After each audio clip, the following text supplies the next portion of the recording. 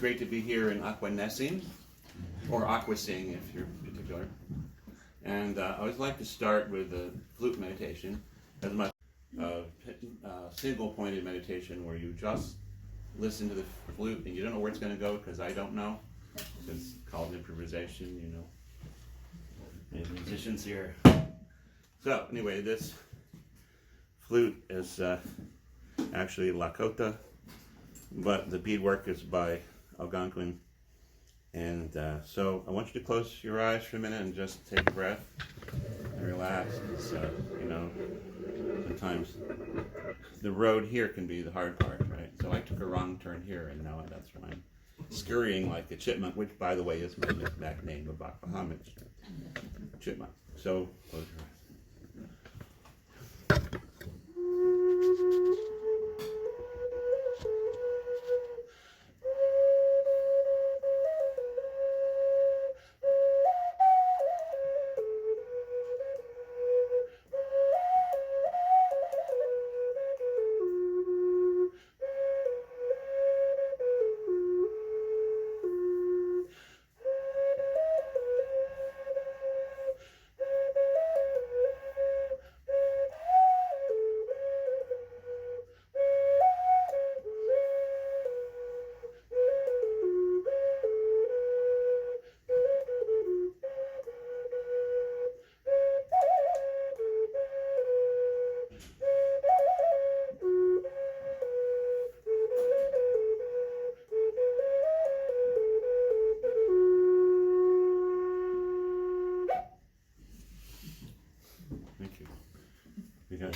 Chill out now.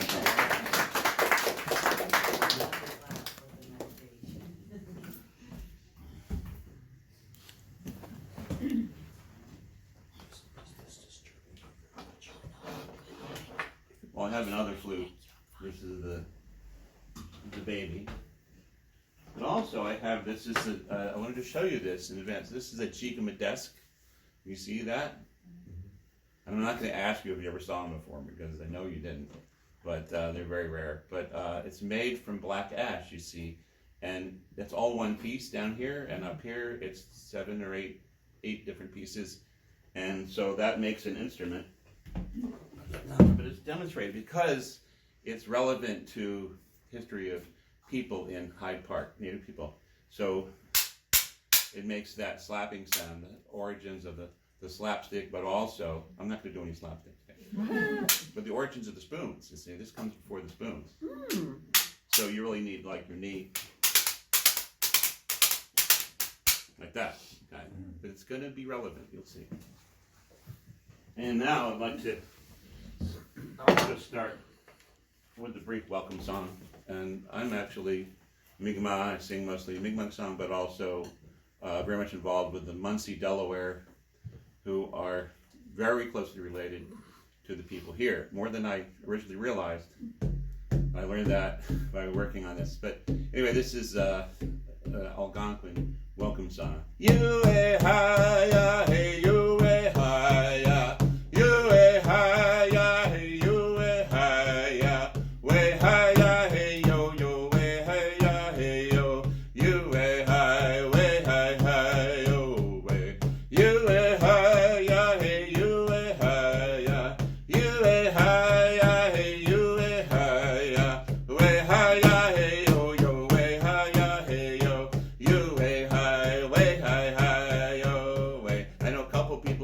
Song, so sing out loud. You-eh-hi-ya, hey, you-eh-hi-ya, you-eh-hi-ya, hey, you-eh-hi-ya, way-hi-ya, hey, yo, yo, way-hi-ya, hey, yo, you-eh-hi, way-hi-hi, yo, way, you-eh-hi-ya, hey, you-eh-hi-ya, you-eh-hi-ya, hey, you-eh-hi-ya, way-hi-ya, hey, yo, yo, way-hi-ya, hey, yo, you-eh-hi, you're welcome. And my honor to welcome you. There's 4 rounds of the song for each of the 4 directions and the 4 elements and the 4, well, you know, lots of 4 things, right? And also, some people ask me, and there's musicians in the audience, I know there is, and people ask me, so so which one's the downbeat? Right? Because, you know, it sounds kind of like just, what? And the answer is, it's all one. Yeah, there's a spiritual message in that. So, anyway, let's get started. It's a lot of material, and, you know, make sure we have time. So, how do I click this thing? Is that it? You should be able to just click with the mouse. With the mouse? Yes. All the way over on the right. Okay, so I can. This one right here, you'll just be able to click through. Ready? Okay, There and you you know this is Morgan Yes. Wright. Morgan Yes. Wright. Thank you. Here's for Morgan. Super chat. Okay. Okay, so it all started one day. I'm going to read a lot because, you know, losing my brain today. I can't remember anything. It all started one day when I saw this posting by Heritage Auctions online, something about an Indian deed for Hyde Park. And wow, I was hooked. I couldn't think about anything else. I had to see it. Well, that turned out to be, you know, the beginning of the big adventure like Lord of the Rings, right? You know, let's got to find this ring and then we'll be fine. But here it was. So it was framed. So then, okay. The next thing I knew, I was on a quest for the Hyde Park deed or treaty of June 24, 1696, important date, based on internet postings here and there, such as those, of course, by the Heritage Auctions. I traveled to various places, including Worcester, Massachusetts. You know, anybody driven to Worcester, Mass? That's like not, you know, there's your tank of gas. Okay, so a tank, you know, pack the car, you know. To visit a museum that I was told online by people, of course, I trust online that I never heard of before. They purchased it. So the woman was there, the assistant director, showed me the room where it had just been hanging days earlier, but the walls were empty. The assistant director said the contents had just been sold in auction, but she did not know to whom. So a long way for nothing. I guessed, I made a guess, and I asked Great Spirit, where is the freaking deed?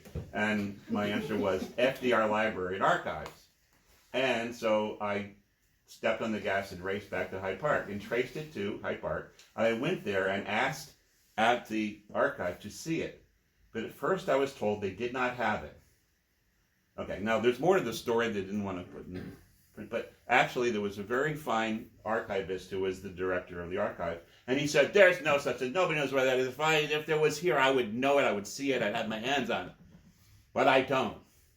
So it's not here. So I was told they did not have it. But then what happened was this director called his big boss. He gets on the phone. He says, you know, I don't know what you're talking about, but let me call the big boss. So he calls the big boss on the phone. And he goes, and he puts the phone down and he says, they'll bring it right down for you, sir. So what I said, the magic words were June 24th, 1696, because apparently it was already filed by date, but they hadn't even opened the box yet, basically. Wow. So here comes, you know, all of the hot shots, you know, coming down the stairs with this big thing in their hands, and they hand it to me. The deed from 1696 in parchment. And this is what it looks like. Oh, this is my lucky day. This is good. Wow. So I said, well, you know, thank you very much. Is there a way I could copy it? I could run it through a copy machine? I said, we'll do it for you. So this is the copy they made. It's a very nice copy. In fact, it's scanned. And it's a very, very interesting piece of paper. And I understand it's in a history room somewhere, a copy. Historical Society. The Historical Society has a copy. But I made this copy myself. Just let you know. So they were, they brought it to me and placed it in by trembling hands. And that was the beginning of an amazing journey. So you're here to hear a couple of interesting stories. And they're spread out throughout the hour. Go ahead. You have the mouse. You have to do it. What? Oh, you have to do it. Okay. It was hidden away here in the secret place. I won't tell you where the place is. Yeah. It's a secret. The deed is in Dutch, by the way. So right off, you know, it's in code, right? Page 1 refers to Hyde Park as the Aquasine territory. And it shows the glyphs of 5 Wattager sections. Now, I've looked at a lot of deeds, as you imagine, a lot of treaties in this area, in the Hudson Valley and they all had glyphs, hieroglyphs. So if you ever said, oh, this, the Algonquin chiefs used hieroglyphs or signatures, if anybody says, oh, that's crazy, well, tell them, no, it's not crazy. That was the way. They all had glyphs. They didn't have, the usual handwriting that hadn't been exposed to it. But the friendly ghost glyph is said to be by Chief Ninum, whose dates were 1667 to 1744. And he was a very prominent chief at the time, and he turned out to be the father to Daniel Ninham. And I know you've heard of him, right? You've heard of Daniel Ninham. He was a great chief, a super chief. And was grandfather to Abraham Nimham, who fought in the Revolution and actually was killed at Cortland Ridge. The needle and thread glyphs, this one I think is very interesting. There's the needle and there's the thread. It's very artistic. Is by Willem. It only blots out the last letter, but it's Willem, who was a Tappan chief who signed the peace treaty to stop the Kieft War, the end of the Kieft War, which 1645 is one of the greatest, largest, most horrible wars in North America, and it was right around here. And so he signed that peace treaty. And the two crosses, the four directions, times two, is by Matasinach, which usually is mispronounced and misspelled in other papers, but I'm telling you it's got to be Matasinach, which is simply small stones, who signed the New Paltz patent in 1677. So these are heavy hitters. And the bow and arrow is by Quagan. I'm still doing research on him, but see, here's the bow and arrow, right? And then the fifth action is Rapawis. And again, that's very Wappingers. So these guys are an all-star lineup. Yeah? Are those blotches ink or wax? Or Wax. Just, okay. Yeah, they're wax, and they bled through over 400 years. Yeah. Nobody, put that on there. It wasn't a kid coming up with his, No. thing. But yeah, no, it's too bad, but it bled through. So anyway, these guys are like heavy hitters. This is like the Rangers lineup in the World Series. So or the Astros. Okay, now the true flag is. See, this is a very, very interesting feature. This glyph just has loads of meaning. And there's Ninham's name, how we spell it. But it's a smiling kind of ghost floating and waving. And I'm going to present a theory about this based on my research. The true flag of the Lenape is the sassafras branch. And the native word is Wanakwe, or Wanakwe. And people in New Jersey say Wanakwe when they're wrong. It's a town in Lenape Territory, right in the Ramapo Mountains in New Jersey, and the area known for sassafras trees. And the word Wanakwe sounds like the Muncie word for branch, and I'm not going to pronounce that today. But the ending is tak, similar to tuck, which is Algonquin word for tree, locally. The woo could be short for wulu or good, and wule with a silent W, but could mean white. And nach means my hand, and wunak means his hand, his, hers, its. In Algonquin, the gender has to be added. And the ending is common and means the spirit of. So how those words work together, they snowball and they blend into one other word, into Wanakwe, which is the word for sassafras, the white hand of a good spirit. So you're saying, why were they calling sassafras the white hand of a good spirit? For short, white spirit hand. And the leaf of the sassafras looks eerily like the hand of a ghost, or a whole ghost if you look at it, and waving at you in the wind, while the hand at times has a thumb, at other times is like that, right? You've seen the sassafras. Other times 2 or 3 distinct figures, like a mitten. The underside is a powdery white or reflective silver, and the upper side of the leaf is waxy and waterproof, so when a storm is coming, the sassafras leaf turns that porous bottom side upwards to absorb the rainwater through the stomata and then falls again, heavy with rain. This waving motion is particularly noticeable because of the silvery reflective color of the underside and because of its ability to lift completely into an upright position, so it literally waves at you. So the waving motion makes it seem all the more like a ghostly hand. This is from my book Herbs or Verbs, which is over there. And signing in, I think I spelled signing wrong, with a reference to sassafras, Ninum seems to confirm that he is a Muncie and not a Wappingers. Well, Ninum said that. in one of his letters. He said, well, my dad was really a Muncie. He was Delaware. My mom's Wappingers. And I'm going to get into this later, but this is, the clan system is a little hard to conceive, to wrap your head around. But the children go with the mother, literally. The man moves in with the woman, usually, to her territory, and the children grow up in that territory as the people of that territory. And that's going to be very important in our story. But this was my revelation recently, working on this and trying to understand what's going on here.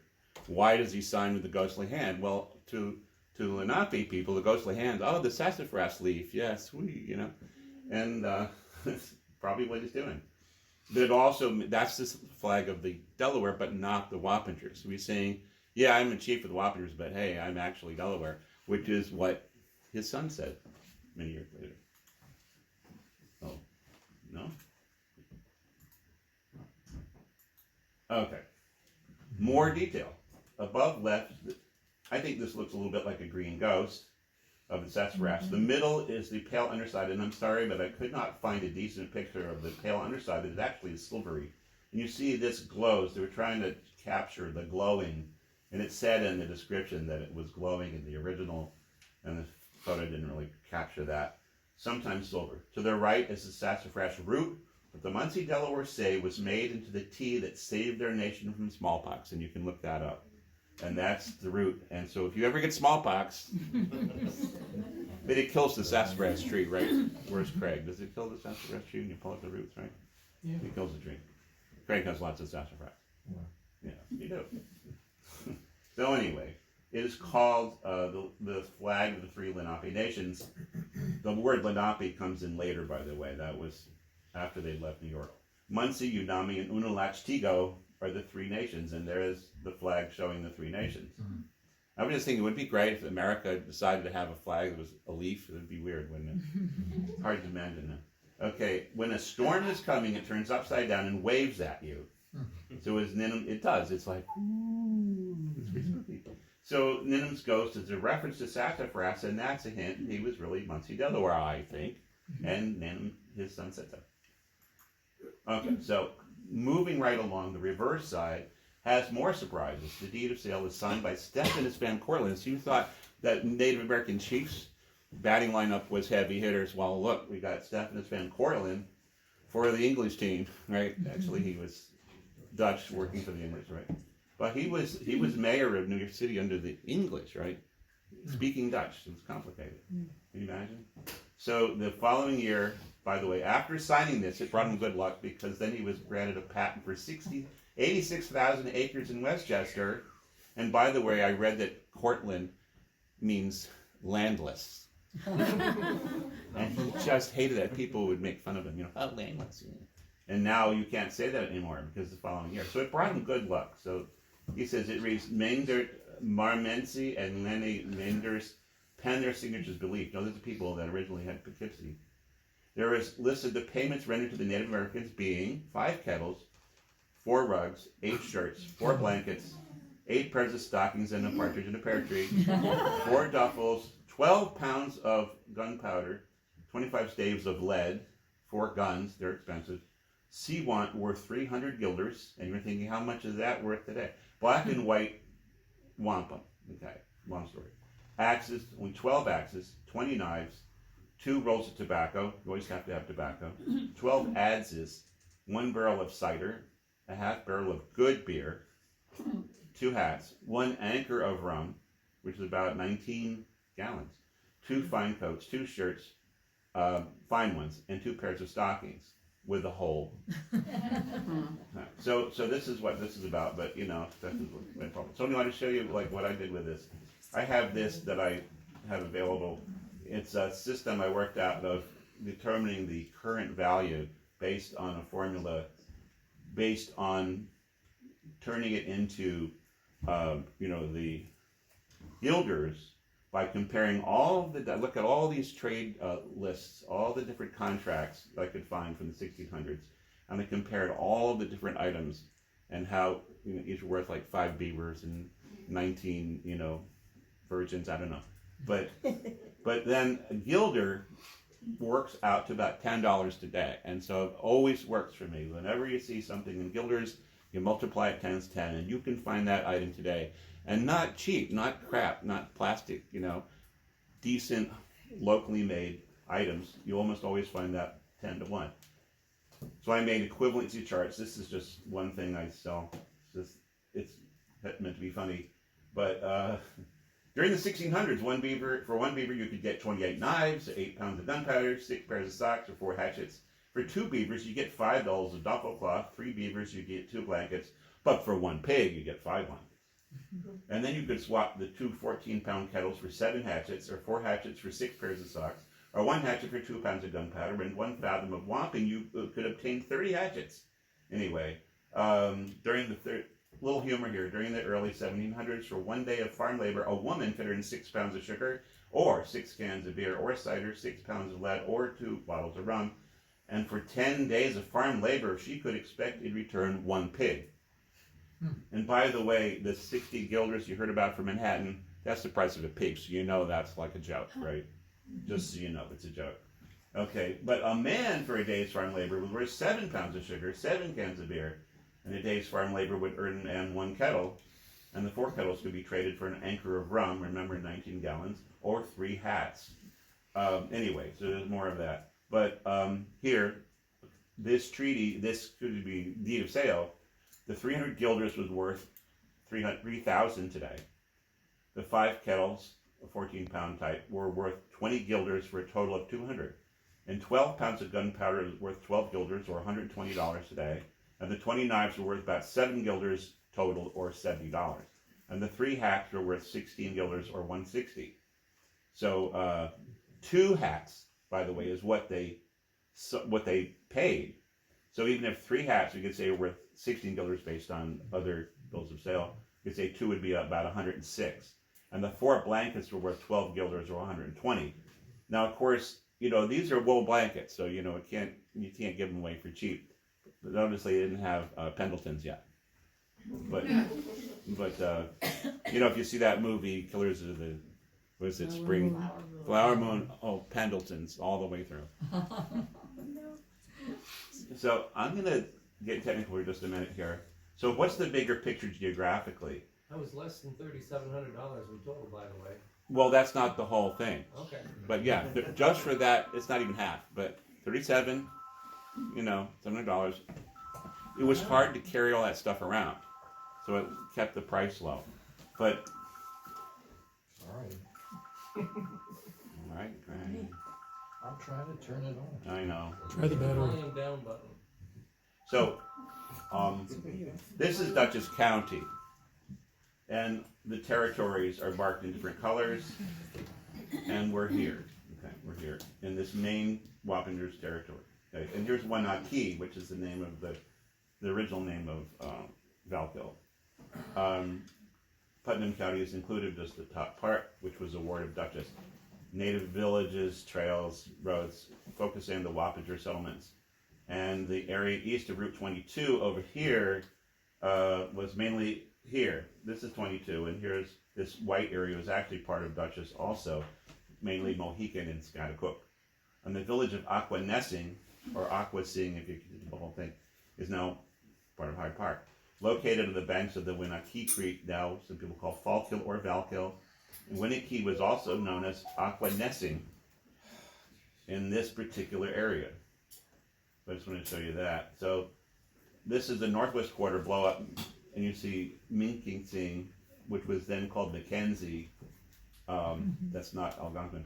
It's translated a place of nut trees near the mouth of the Spackenkill, and to the east to Wappingers Creek is the waterfall called Mattapan. And then I'll just briefly skim over this. On the east side is Tihan and Constantino's insurance company, which is not Algonquin, but the safe sheltered spring is there among the reeds. Upukwi Ipising, and you can tell what famous city was derived from that name, Poughkeepsie. It's still there behind the building. And I asked them about it, the minded people coming over and snooping around, and says, no, we are the guardians of Upukwi Ipising. They're very happy. So that stream goes under Route 9 through the Cedar Knoll Cemetery into the Hudson. which is where Poughkeepsie comes from. And to the north of that is Call Rock, or Bald Rock. And from that, there's a line called the Wariskikan line, which is established from a treaty with the Wappingers and the Mohegan. And the ferry landing is at Warias Park, which was 44 and 55. That trade route comes out. That goes to Plymouth Rock on the other side. And they split that treaty line, and part of it goes to Connecticut. So here's, saying there's, this area is where we are. Here's Winnicke Creek. And, a later Wiskekin line extends from the Rhinebeck turtle effigy, which I'm not going to show you pictures of. It's still there. But they blocked it off. You can't get there anymore. Eastward past Sapasco Lake to the southern border of Chicomico. This turtle is near Iaqua Racing, which you now know as Crum Elbow Creek. Crum means elbow in Dutch, referring to the bend in the shoreline of its mouth. Ia means it is. Qua means shallow water. And Ray means wonderful, by the way. And Sink is a small place. So the original name of Crum Elbow Creek means it's this shallow water that's really wonderful. A place, beautiful place, wonderful place. So when you all think that Hyde Park is still a wonderful place. So very interesting place name. At the north of the creek is round pond called Worokimek, which means good fishing for eels.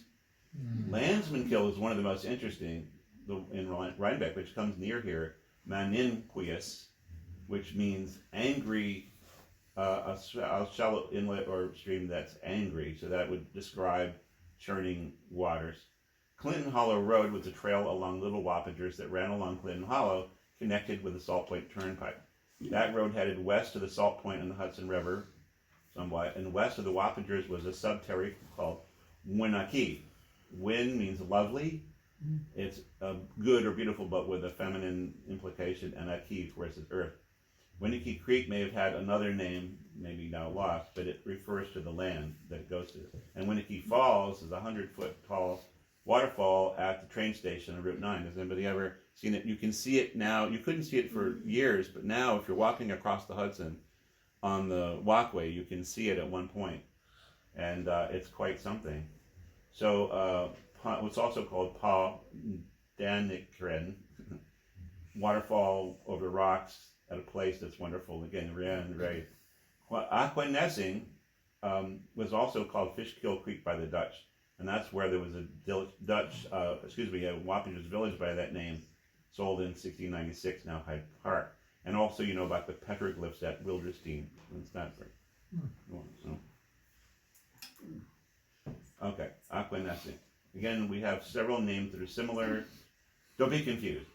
Aquanessing was a village in what's now Hyde Park along Winnicke Creek, now called Fallkill or Valkill. Nessing means muddy place in Algonquin, very clearly. The prefix aqua in Muncie refers to the Mastodon, according to the late Muncie chief Mark Peters. And by the way, the word for Mastodon is aqua way, but the prefix aqua tells you everything.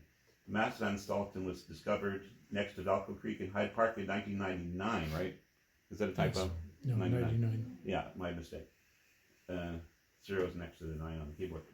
And it's now in Ithaca, New York. The Aquanessing sold their land to the Dutch and moved to New Paltz, where they call themselves the Aqua.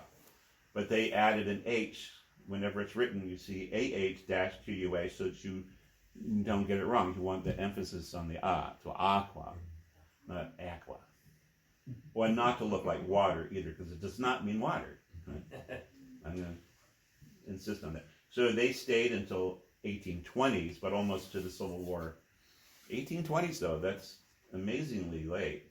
They used the old post road through Ulster County to travel in what's now Libertyville, which is their main destination. It wasn't their only village.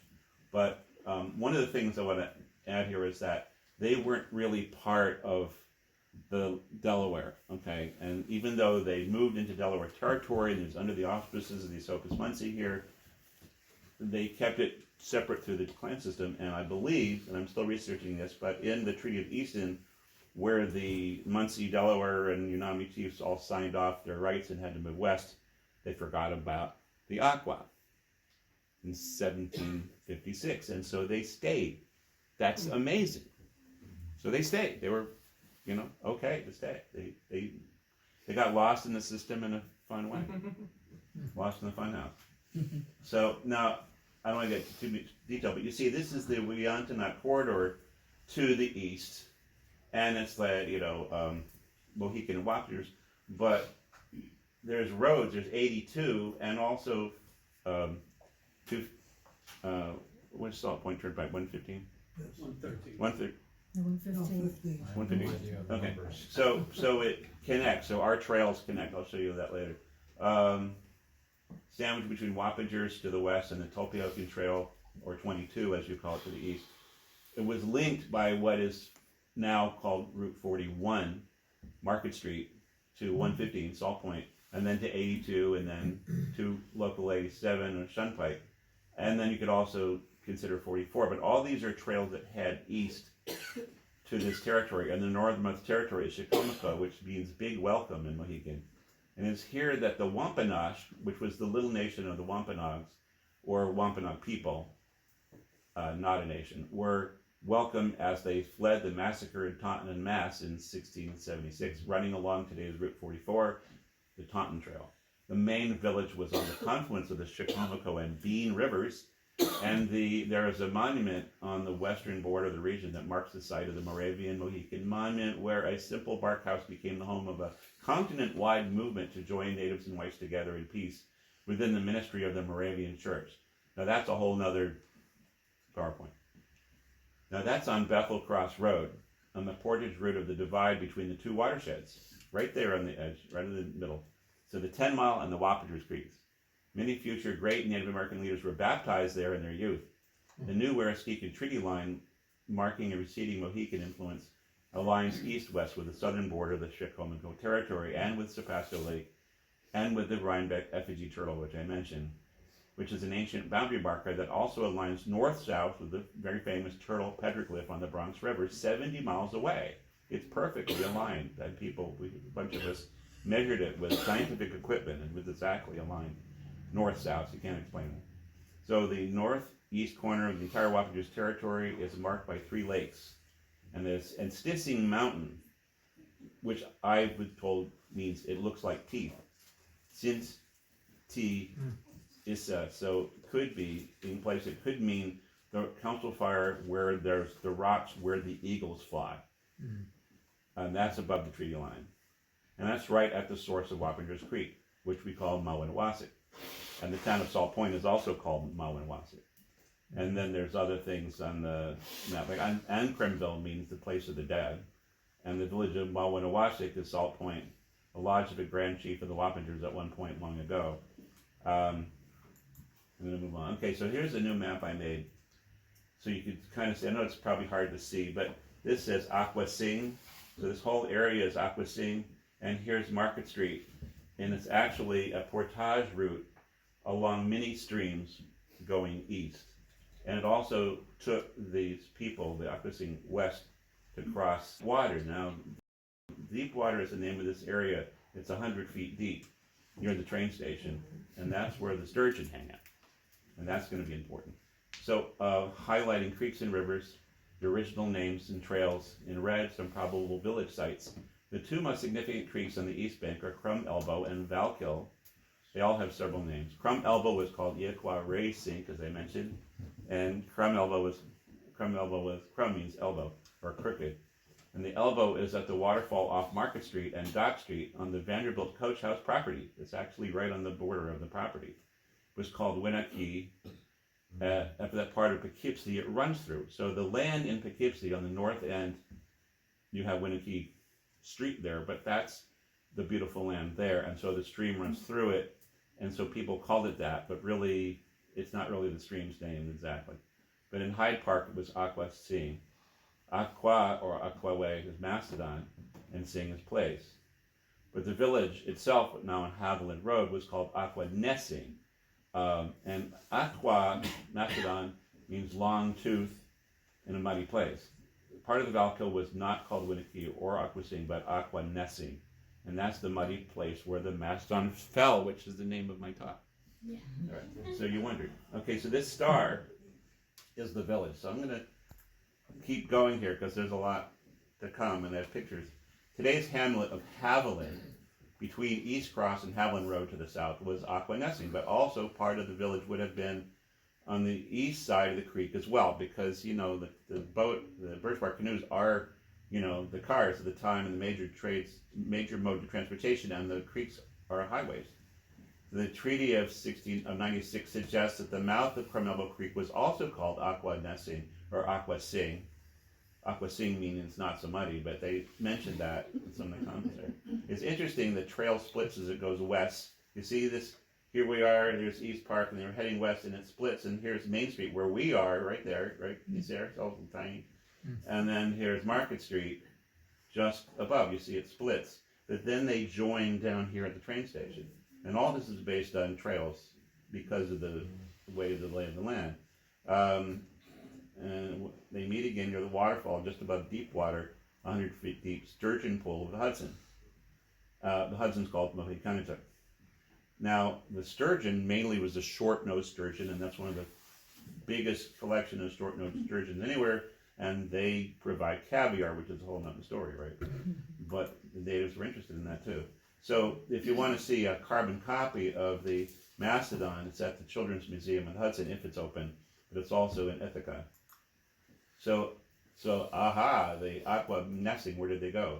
Well, after selling their land on the Valkill, the Aquanessing Wappinger subtribe went west into Ulster County, which was established already in 1685, adopted by the Esopus Muncie, Delaware, but retained their autonomy and their sovereignty as the Aqua for another 130 years in ways that are hard to explain. Well, the footnote to that is I'm going to explain it. It is hard.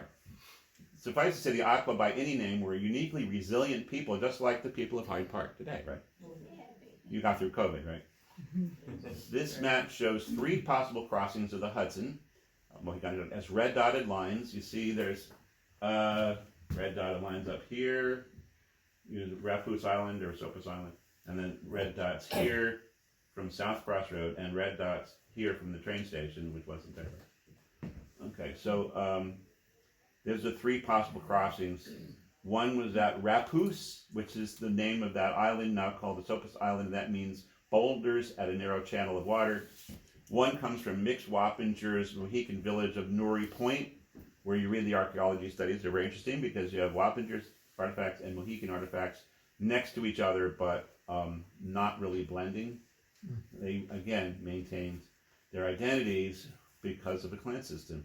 And then one comes from the mouth of Crum Elbow to West Park. So, you know, if you're down here, there's an interesting lagoon here where parts of the river go feet away from the Hudson, but parallel, and they go south, where the Hudson's also going south. Here's another Rapus, there's the Mohicanatuck, and here. So the northern route seems clear, from Statsburg to Rapus Island to River Road, marked by Indian Rock to Ulster Park, to Union Center, and then south along Poppletown Road, and then west along the Old Post Road itself, which is very steep but well traveled, to Cow Falls, the Dashville Road. And many Aqua formed a new village here, and some descendants even live there still, I believe. There was also a village at Church Hill. That's the type of Church Hill and Church Road. Okay, so that's down here. So this is very interesting to me. The middle route went from Mix Wappinger's village, which I mentioned, Norrie Point, to the Esopus Township, then up this hill along the banks of the Swartikill, which Mama Nukwe, the female chief, signed away as Mogo Warsing in her treaty. And that's to the Old Post Road, then westward. And then from Cowhow, which is not Dutch at all, and not English, it's, if anybody, I'll give $1 to anyone who can find any language in the world that has this word in it, or these 2 words, but except Algonquin, which we can't explain. So some would have continued west to Fish Creek Path, which you call 32, to Springtown Road, which is our Route 7, and then to Libertyville, which was their main destination, western destination.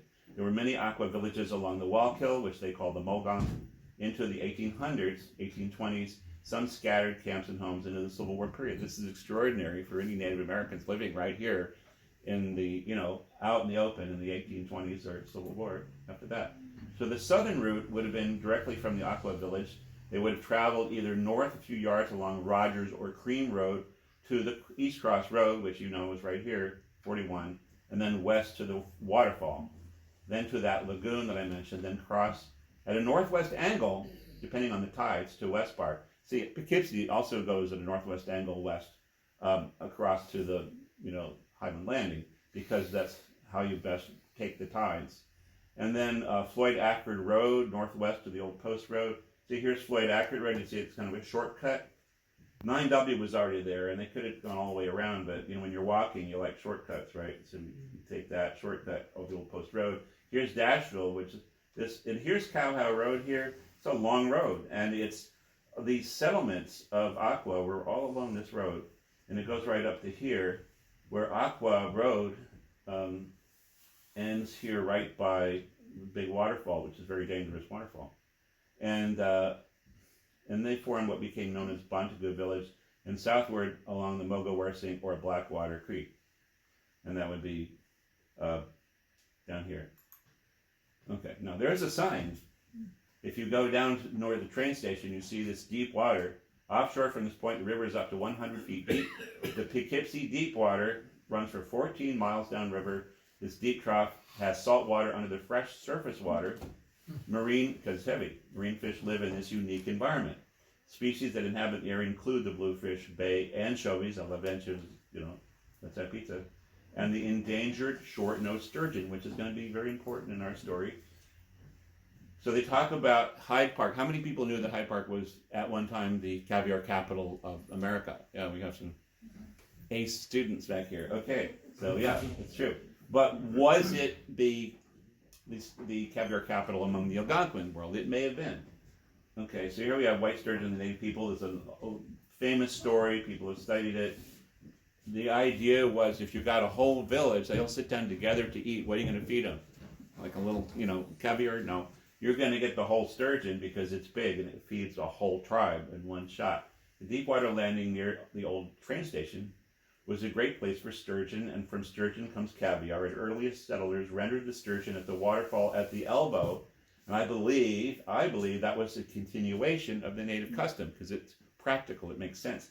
So you have that little lagoon. You go out into the Hudson and you spear them, or you use nets to get into your boat. It depends, maybe the smaller ones. And then you sail in the lagoon and you go, it's flat, and you go over a while, and all of a sudden there's the waterfall.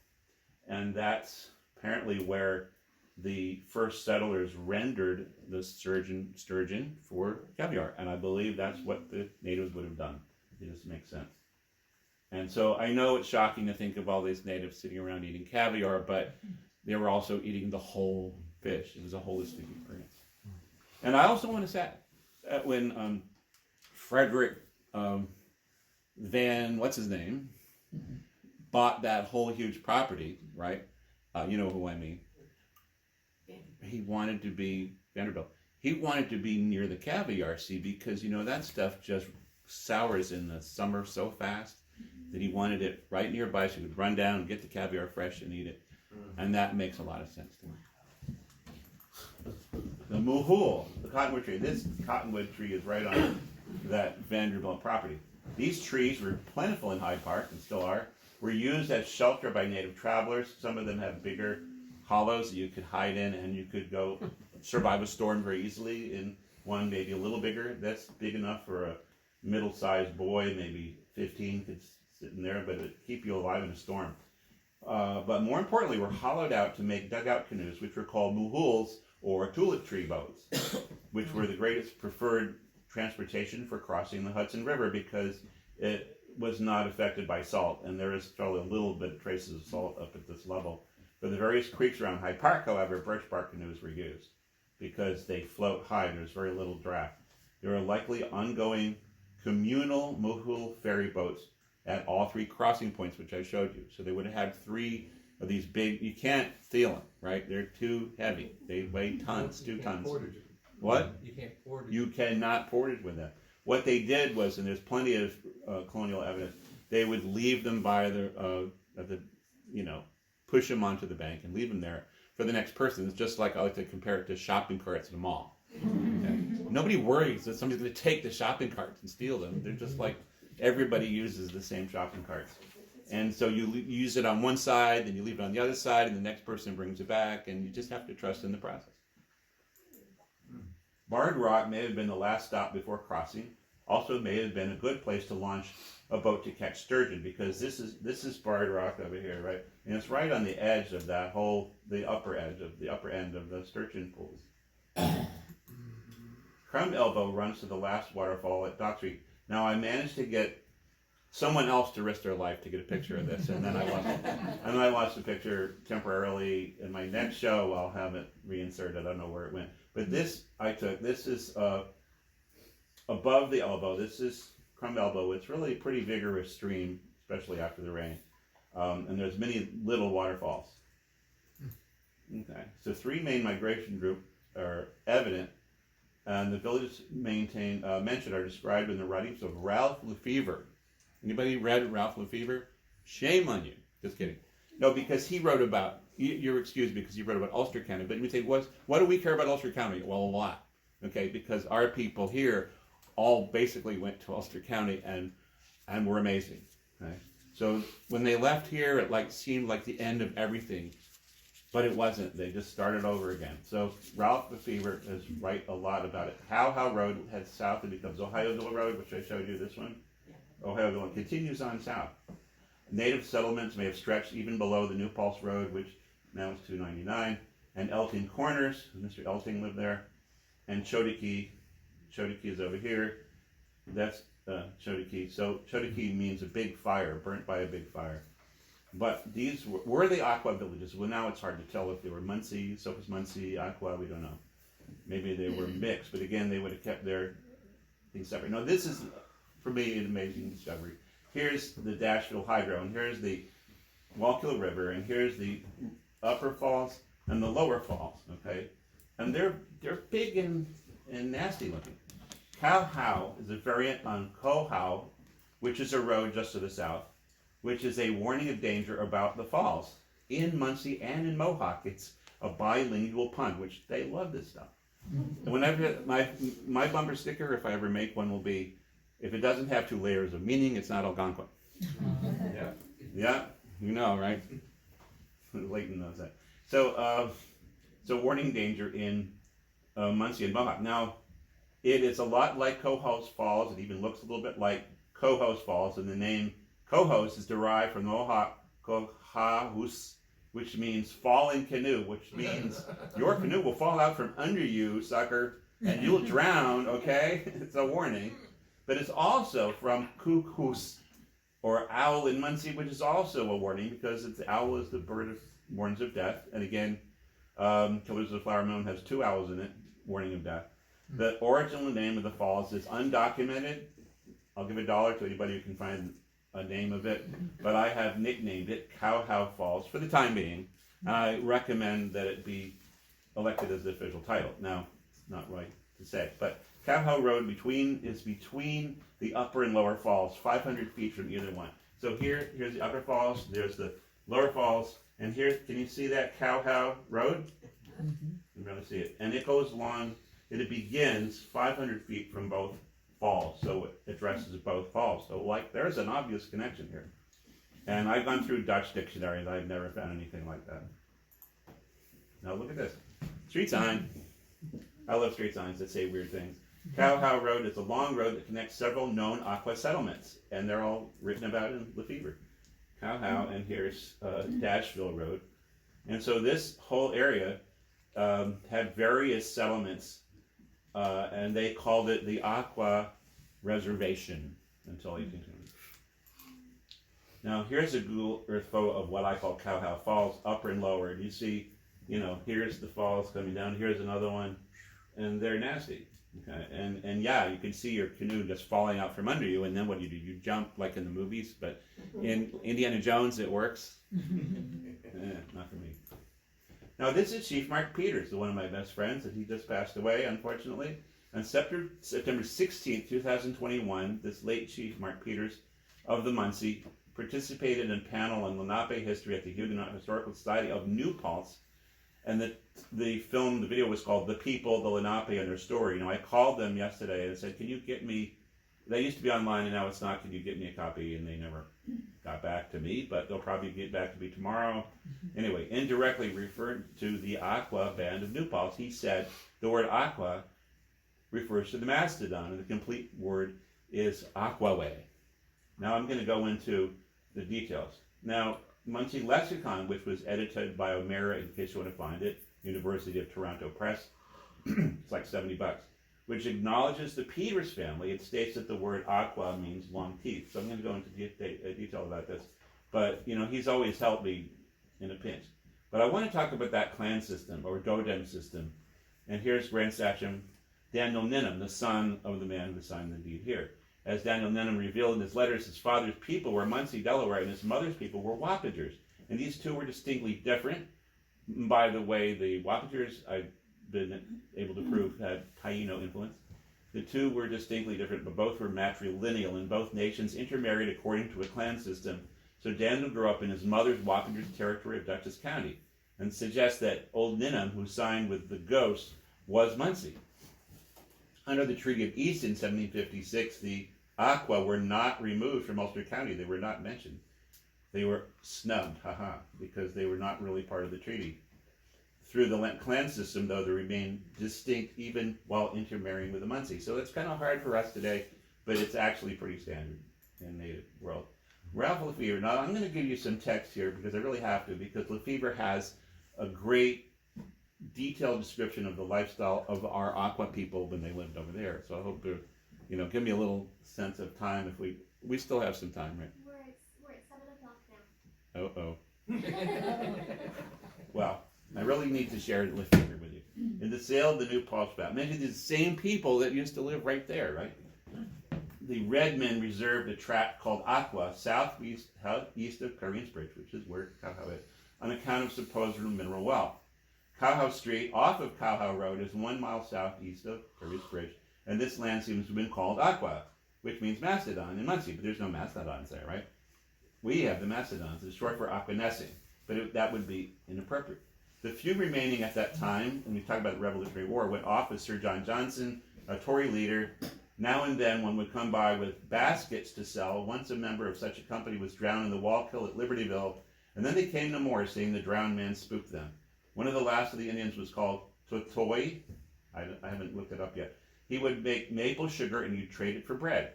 When he died, he was wrapped in a coffin of bark and buried by Daniel Levy Van Wagenen, whose graves are still known. Probably the last visit of the Indians to this place was about 1820, when the two of them came to the reservation at Aqua, which is Cowhow. Related that to a time the Indians come near Dashville, which is near the power plant, and cut some timber for baskets. And some of the people started to drive them away, but Ezekiel Elting, you heard of the Elting Library, said, "Let them alone, they have the right."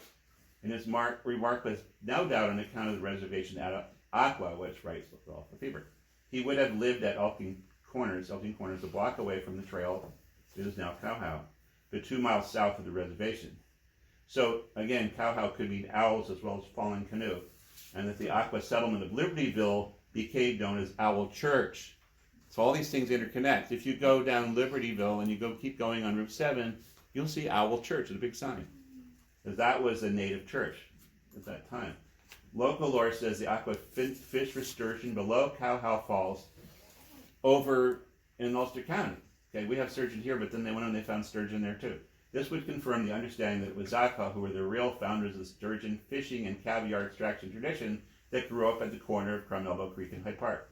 So I suspect that one of the main reasons, as I mentioned, Vanderbilt chose to buy the property was that he had a penchant for fresh caviar, and who wouldn't? He brought what became the caviar capital of America into being long before the time of refrigeration.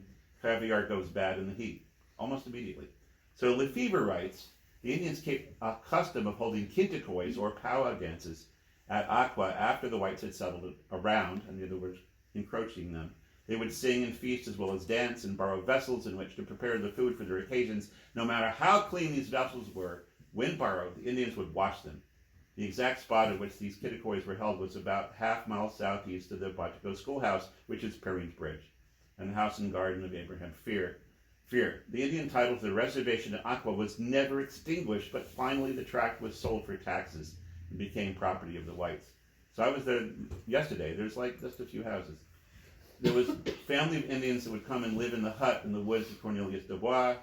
And there's a Dubois Road there. I believe it's the exact same spot north of the reservation, which branches off of Cowhow. And with his permission, cut down any timber they desired, which they'd manufacture into scoops and baskets and hooters. Maybe they made some chicken modestes too. But it's white and black ash and can be split by percussion. I was going to show you pictures of that. Now, here's a papoose. Okay. Mrs. Edward McEntee says she saw the Indians many times when a child. They were kind people when treated well. In their wigwams, they would lie on the floor with their feet to the fire. Sometimes the children would pass the house, carried in papooses strapped to their fathers' backs. The little ones would laugh and call to her. Isn't that sweet? When she was a young woman, she lived at Benjamin Van Wagenen's in this village, and the Indians would come and shoot with bows and arrows at copper coins at a distance of 50 yards. That's 150 feet.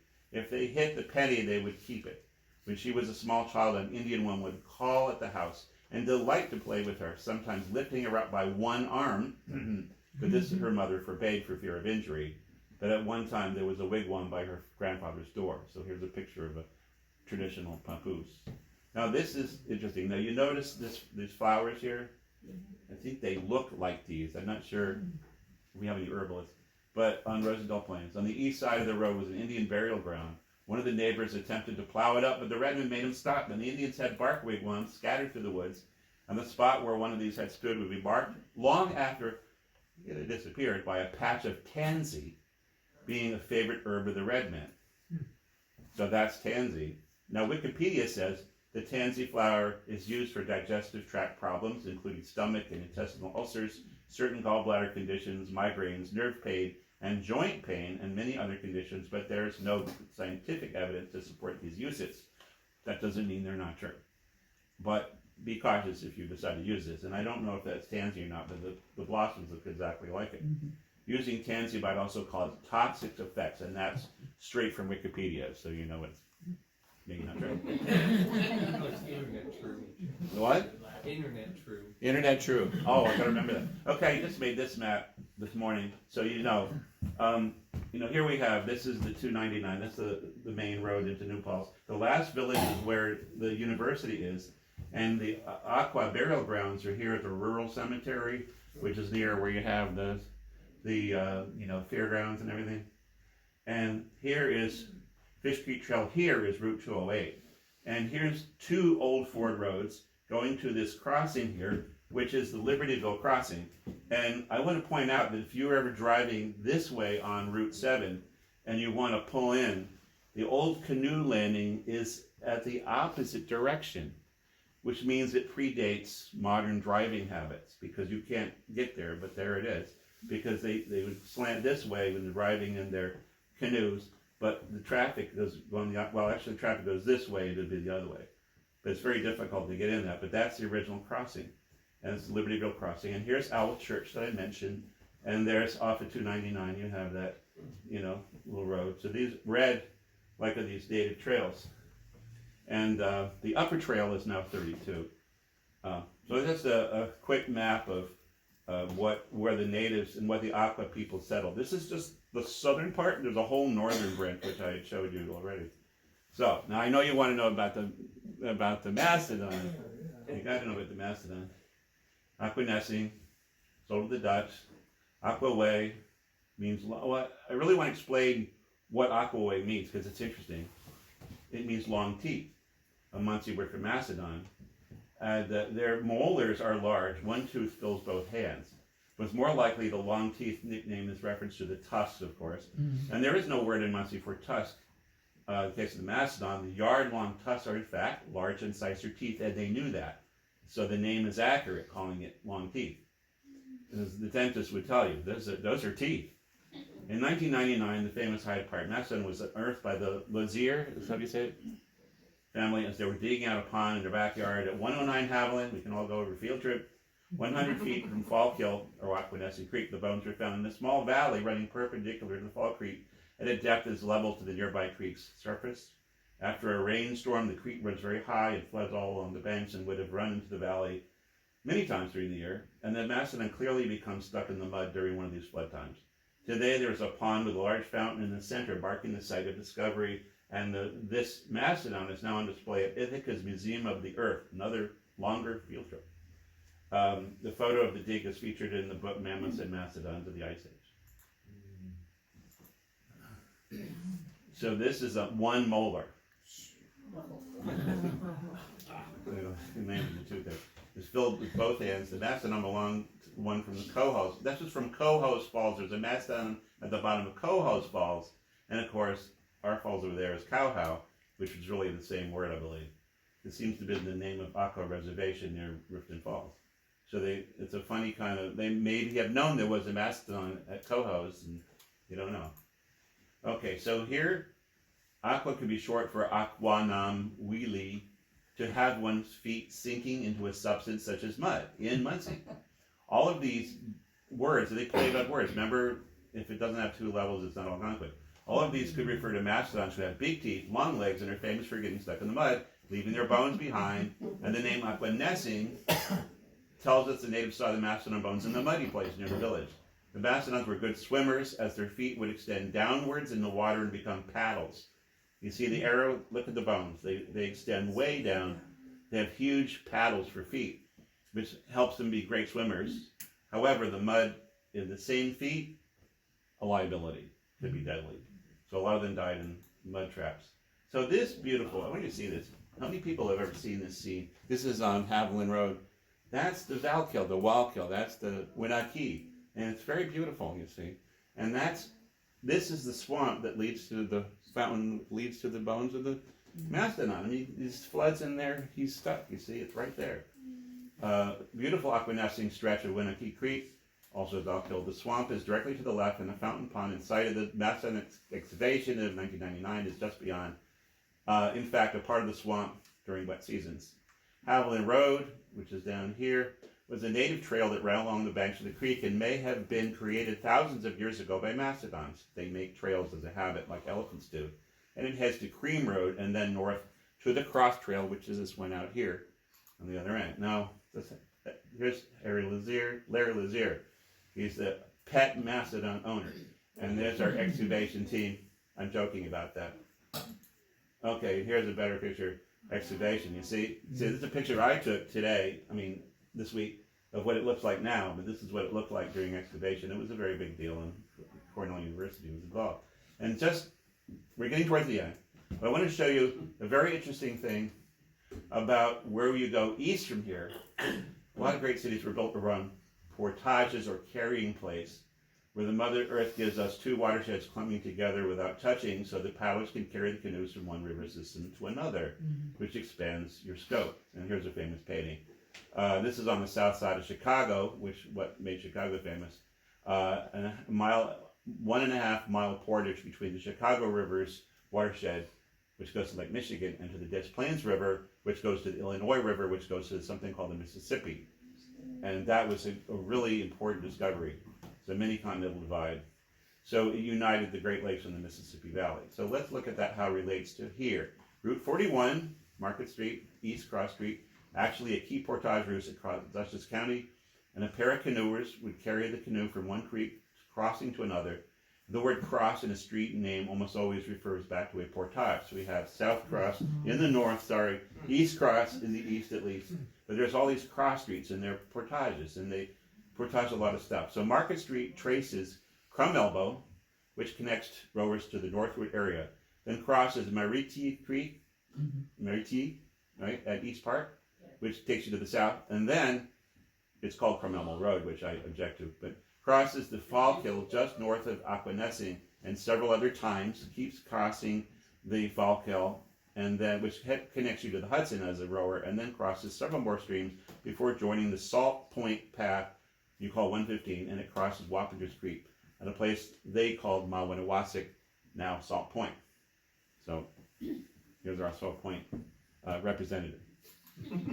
Now, as a final shot, planning for St. James Church began 4 years after they left, 1700. Wow. After the Aquanessing people, they picked up sticks and they went west. They saw the writing on the wall. And it's actually a pretty story. So I'm going to Go to that, and that's it. Okay, thank you very much. Thank you.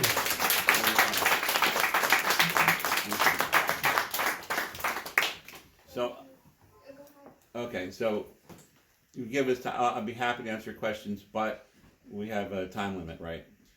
Yes, the library closes at 8, so we just need to be out of here by then. So I want to make sure you have plenty of time to do a book signing. Mm-hmm. So if you're ready to kind of move to that whenever you're done with questions. Okay. All right. Well, there's 70 books or so, and out here is probably 50, and they have lots of answers to your questions. So keep that in mind. Okay. Yeah, ma'am.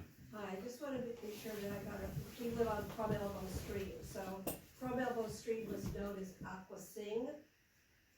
No, not Crum Elbow. That was the Ia for racing. Ia. Well, that's a hard question. How's it pronounced? Ia Quadessing? Racing. Iaqua racing. Aqua racing. Okay. Iaqua means it is shallow water, and the ray means it's absolutely wonderful, which I'm sure it is, right? And the sing means a place. So it's they were actually a different tribe than the Wappinger. No, I'm saying they're Wappinger. I'm calling them Wappinger. But some of their leaders apparently were Delaware, which would mean they were just a more predominant tribe, and they would. I mean, not everybody knows this, but looking at the deed, you can kind of figure out that Nimham was really more of a Delaware chief than he was Wappingers, but he system with the Wappingers people. So it's not going to be that just cut and dry. But they call themselves the Aquasing tribe. Right, or Aqua Nessing, referring to the village. Now, the Crum Elbow didn't have a tribe of their own. That was occupied by the Aqua Nessing. Okay, Thank you very much. that's a little tricky. So, there was no Iaqua racing tribe. And the Aqua Nessing people, when they were talking to the settlers, there's records that they described the Crooked Elbow itself as part of the of the Aqua Nessing. It's just the way. Aqua Nessing was here until right before St. James was built. That's amazing. Yeah, and then they were in New Paltz until 1820. Wow. That's past. That's well into the presidential, colonial period. So they're very resilient. I'll start. How old were you when you began your special journey? Or how many years ago is what I mean? I can't really remember, but do you remember? No.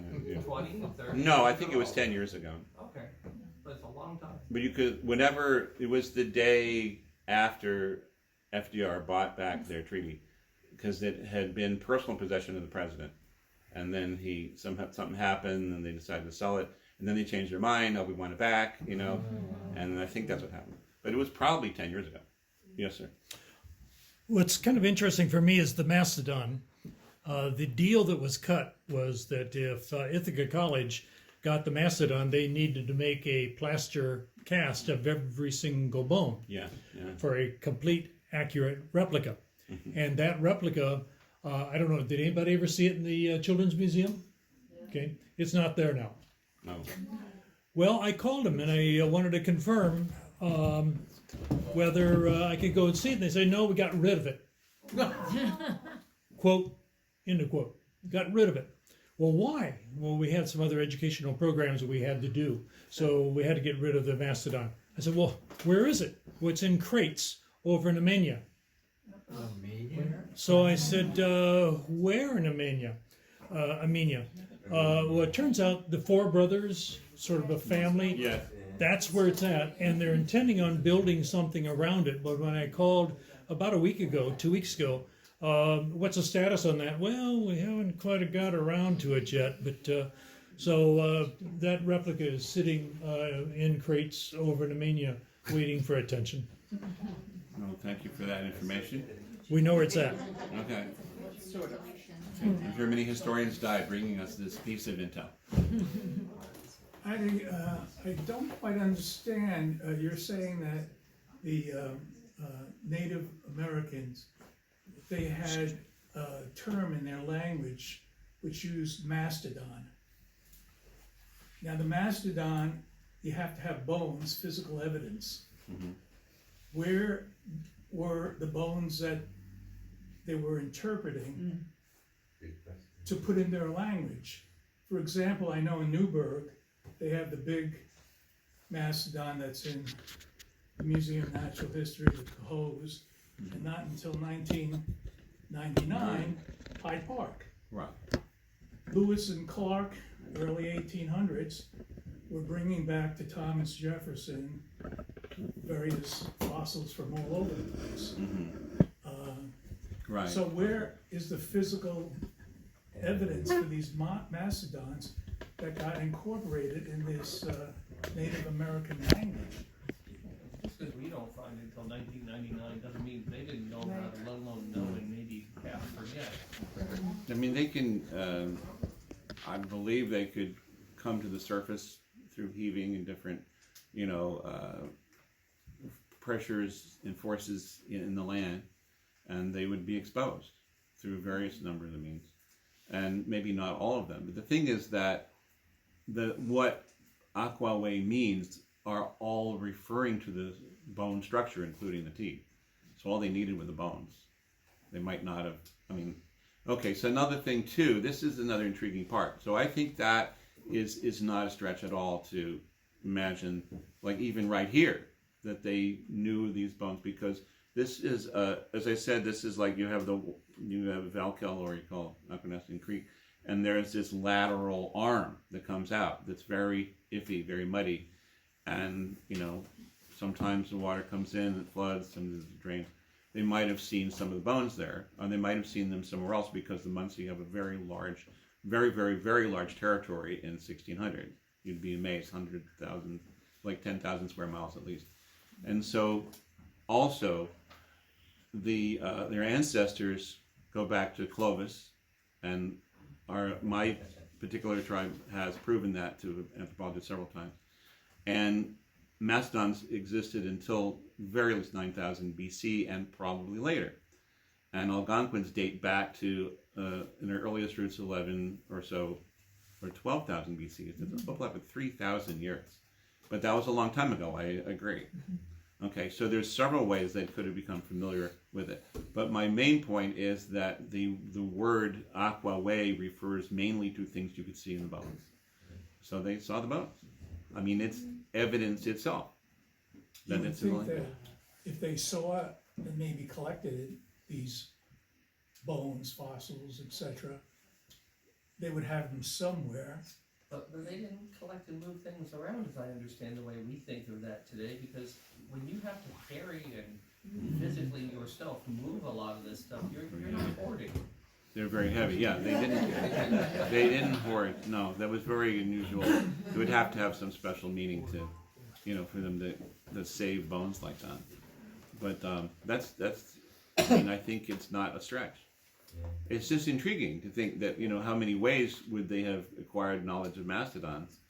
First of all, their memory definitely goes back. Like the tribal memories are just amazing how they go back, and I've witnessed this myself working with people up in Canada in the bush who could remember, like, my story in Nowhere for Time, which unfortunately couldn't get shipped in time here, but with a native person in modern times walking in a swamp with no pencil or paper, and and he starts giving me directions to his house, and it goes on for an hour, and he expects me to remember because they don't have writing, and so they write everything down in their heads. And I have an average memory. It's like I couldn't even begin to remember the directions to his house. You see, but that's a whole different way. So they also remember going all the way back thousands of years. And so I'll tell you a story about my Micmac people. And these anthropologists came in. We used to have fun with them, right? And brought them out, and they told them, there's a place where you have, they described to the Micmacs, the Adena people, and they're very ancient, and they want to know, 3,000 years ago, right? Do you have anything like that? And the guy says, yes. Well, man, he goes out, takes them into the woods. They're expecting to find a mound, and he points to a flat area, and it's undisturbed. He says, well, there's your Adena mound. And he says, but there's no mound. So what's under there? It's just kind of, how it is, debris builds up and buries everything. Oh, there's a mound under there. And says, have you ever seen it? Oh, no, but it's the knowledge is passed on. And he said, but 3,000 years? Oh yeah, no problem. So the archaeologists come and they dig away, and there's a mound underneath the ground, and they dig in the mound, and there's all this Adena stuff that's very valuable, right? And they were like, Sharon, well, these are a little gift to you, like, take the stuff, we don't care. But in fact, there's a museum now, which I helped to establish, on that in Red Bank area, where they have the stuff from the Adena mound in the museum on the Micmac territory. Because they were friends, they were neighbors, we come over and trade. So, you know, that's the reality for me. So I'm not surprised if they remember Mastodon. It's a very good question, you know, because it shows you how deep our connection is to the earth and to animals, first of all. Animals are really important. And the mastodons are very important to our Micmac people. And it's interesting, you know, you don't hear a lot about it. Oh, Lenape, you know, mastodons. But it's none of your business, right? And it's like their business, and they know what they know. So it's a great question, really. And those long teeth, you know. And who knew they were teeth? I mean, I didn't know they were teeth. But the Munsee in the language, it says they're have two long teeth. And it's true. They're right, and I was wrong, you know. I learned so much by studying Algonquin. So anyway, you have an Algonquin scholar here, and you know, yeah. I think you should pay attention to what Evan said, that you can't translate Algonquian language directly into English words. So they didn't have a word that said mastodon. You know, that's an English word. But they knew it by its description, the long teeth. Right, You and know? mastodon does actually mean he's long saying teeth. Mastodon. You're saying, did they say mastodon in the language? No. Of course not. That's the language is not Algonquian. Right. But it's what he said was great. I really like what he said, that you can't translate directly, and they always have double meanings. The words have double meanings. It's one of the challenges of learning this language. A lot of it's very poetic. Yeah, it's very. Well, one of the things I want to point out, I was just watching on PBS the Ken Barron's movie about buffalo. Oh, And Yeah, good movie.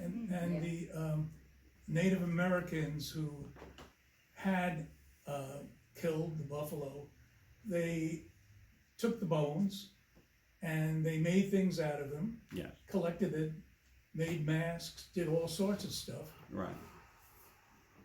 What about, you know, in our area, if bones were found or something like that, don't you think they would have that part of their, you know? They- Fossils are not bones, they're rock. It's organic bone that has over centuries been replaced tiny fiber by tiny fiber with mineral. So what is now dug up out of the ground as the fossil of a mastodon is actually rock. Well, I don't believe that is the case. I was at the No, but they're- Mastodon site, they're- and I they're- saw them excavate in 2000. Yes, and it's exactly And the that shape wasn't, of the rock. that wasn't The petrified. rock is exactly the How do you shape know? of the bone. It's not bone anymore.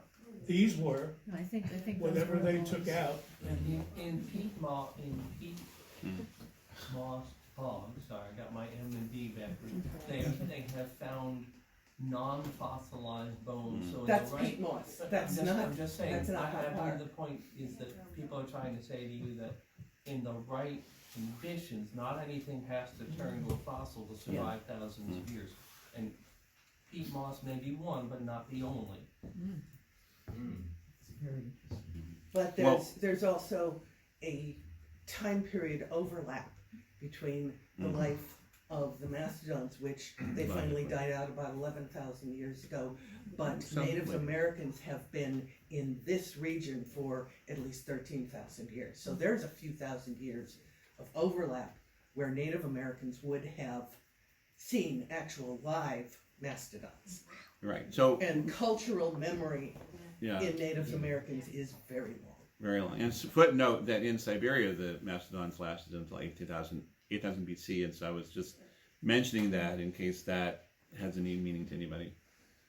We weren't there. Our people weren't there at that time. But anyway, I was what? just gonna say that Yeah. they might have found some mastodon bones and used them, and then there might have been other mastodons that they just let lay, and then there might have been others that they never found. There's a lot of controversy in the historians as to whether Algonquins ever hunted mastodons. And I know it sounds like a no-brainer, but it's not. People have never been able to agree on this issue. So the mastodons for a lot of Algonquins even today are sacred animals that you don't hunt. And, I can't explain that, but there are other people who said we found this hunting site where they butchered the mastodon. I don't know. I mean, they come up with this stuff. But it's a great controversy. So they might not have, even if they were actual bones, they might have said, oh, that's a mastodon. That's a, what's the word? Okay, here's a quiz. What's the name of the mastodon? Aquaway, yeah. So it may have been, oh, this is Aquaway. We're not going to use these bones because they're sacred. It's very possible. A lot of Algonquins saw the mastodon and still see it as sacred. So if somebody found one that was massacred, maybe they were starving, There's exceptions, but it's always been considered like a sacred. The mammoths, well, who cares? But the mastodon had that certain kind of aura about it to our people, sacred. Yeah, before Evan gets started selling and signing books, I wanted to point out the Hyde Park Historical Society. We have a copy of a photograph of this deed up on the wall with the translation underneath it. But underneath it, we were able to, the university up in Albany loaned us projectile points that were excavated in 1930 at Gilbert Farm over on 9G. So they have loaned those to us, and the ones that are precisely dated by the museum, they're in a box, double locked. So bring your crowbar if you want to steal it, a big crowbar. So we treat them very carefully. But the oldest one is from central Pennsylvania, is about 8,000 years old. And there's several others that are 5,000 years old and 3,000 years old. But you can actually go to the museum and see that. The problem is the museum's last day is this Saturday. The season ends this Saturday. So when they open the door, run. You'd be there in line. They thought you What are meant the most hours? day ever in the Right. And they're moving west. Right. No, but I want to say that I have a whole nother, even longer PowerPoint about the Wapenters culture, looking at the projectiles and what they tell us.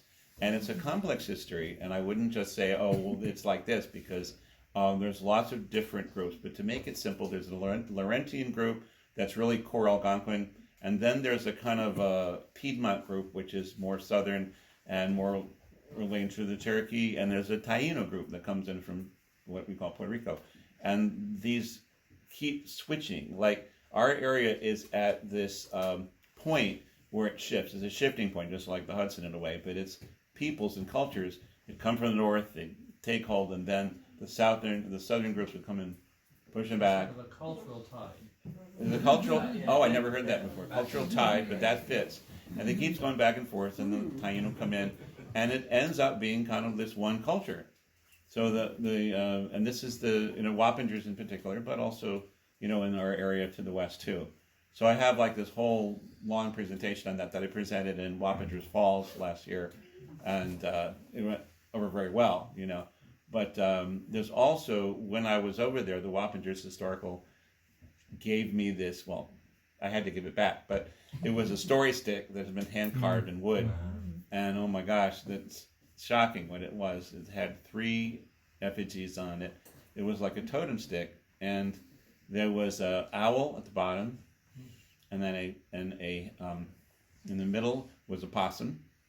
And if you know the Wapengers, that's not surprising, right? Because you always think the possum plant.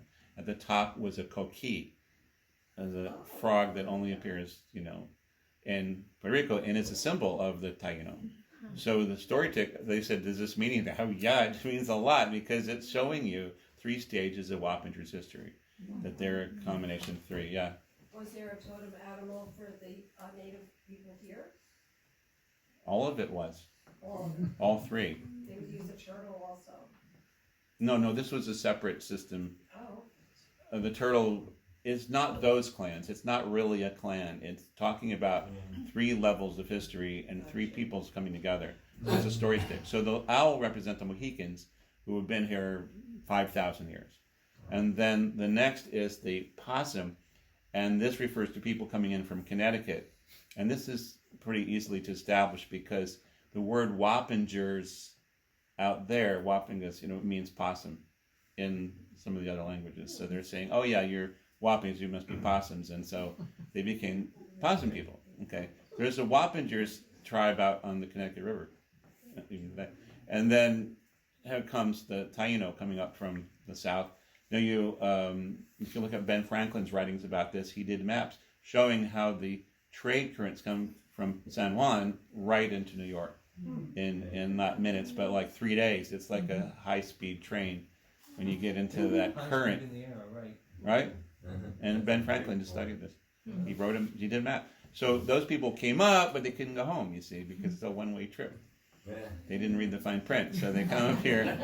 And there are stories in Puerto Rico among the Taino about particular names of chiefs who came here and, couldn't get back, but they sent a messenger. And then they stayed, So this is, Canarsie is a Taino word meaning a watershed, and it's referring to the East River, I mean, there's a lot of Taino evidence everywhere, but nobody really wants to talk about it, for whatever reason. So anyway, I have some of the answers are in the books, so I'm happy to sign them, and thank you for staying. And Thank you for